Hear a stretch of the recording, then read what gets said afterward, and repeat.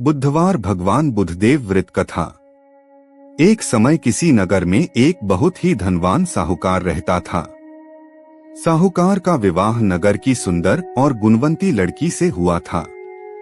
एक बार वो अपनी पत्नी को लेने बुधवार के दिन ससुराल गया और पत्नी के माता पिता से विदा कराने के लिए कहा। माता पिता बोले, बेटा आज बुधवार है, बुधवार को किसी भी शुभ कार्य के लिए यात्रा नहीं करते। लेकिन वह नहीं माना और उसने बहन की बातों को न मानने की बात कही। दोनों ने बैलगाड़ी से यात्रा प्रारंभ की। 2 कोस की यात्रा के बाद उसकी गाड़ी का एक पहिया टूट गया। वहां से दोनों ने पैदल ही यात्रा शुरू की। रास्ते में पत्नी को प्यास लगी तो साहूकार उसे एक पेड़ के नीचे बैठाकर जल लेने के लिए चला गया।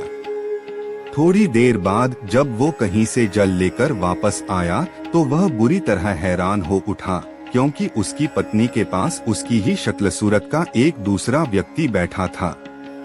पत्नी भी साहूकार को देखकर हैरान रह गई। वह दोनों में कोई अंतर नहीं कर पाई। साहूकार ने उस व्यक्ति से पूछा, तुम कौन हो और मेरी पत्नी के पास क्यों बैठे हो? साहूकार की बात सुनकर उस व्यक्ति ने कहा, अरे भाई, यह मेरी पत्नी है।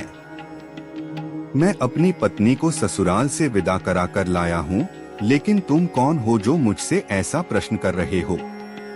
साहूकार ने लगभग चीखते हुए कहा, तुम जरूर कोई चोर या ठग हो।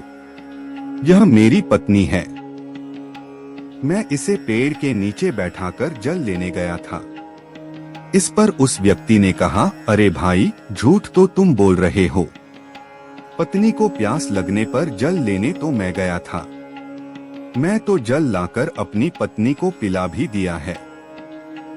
अब तुम चुपचाप यहाँ से चलते बनो, नहीं तो किसी सिपाही को बुलाकर तुम्हें पकड़वा दूंगा। दोनों एक दूसरे से लड़ने लगे। उन्हें लड़ते देख बहुत से लोग वहाँ एकत्र हो गए। नगर के कुछ सिपाही भी वहाँ आ गए। सिपाही उन दोनों को पकड़कर राजा के पास ले गए। सारी कहानी सुनकर राजा भी कोई निर्णय नहीं कर पाया। पत्नी भी उन दोनों में से अपने वास्तविक पति को नहीं पहचान पा रही थी। राजा ने उन दोनों को कारागार में डाल देने को कहा। राजा के फैसले को सुनकर असली साहूकार भयभीत हो उठा। तभी आकाशवाणी हुई, साहूकार, तूने माता पिता की बात नहीं मानी और बुधवार के दिन अपनी ससुराल से प्रस्थान किया। यह सब भगवान बुद्धदेव के प्रकोप से हो रहा है। साहूकार ने भगवान बुद्धदेव से प्रार्थना की कि हे भगवान बुद्धदेव, मुझे क्षमा कर दीजिए, मुझसे बहुत बड़ी गलती हुई। भविष्य में अब कभी बुधवार के दिन यात्रा नहीं करूंगा और सदैव बुधवार को आपका व्रत किया करूंगा। साहूकार की प्रार्थना से प्रसन्न होकर भगवान बुद्धदेव ने उसे क्षमा कर दिया। तभी दूसरा व्यक्ति राजा के सामने से गायब हो गया।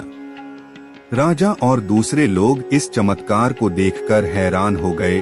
भगवान बुद्धदेव की अनुकंपा से राजा ने साहूकार और उसकी पत्नी को सम्मान पूर्वक विदा किया।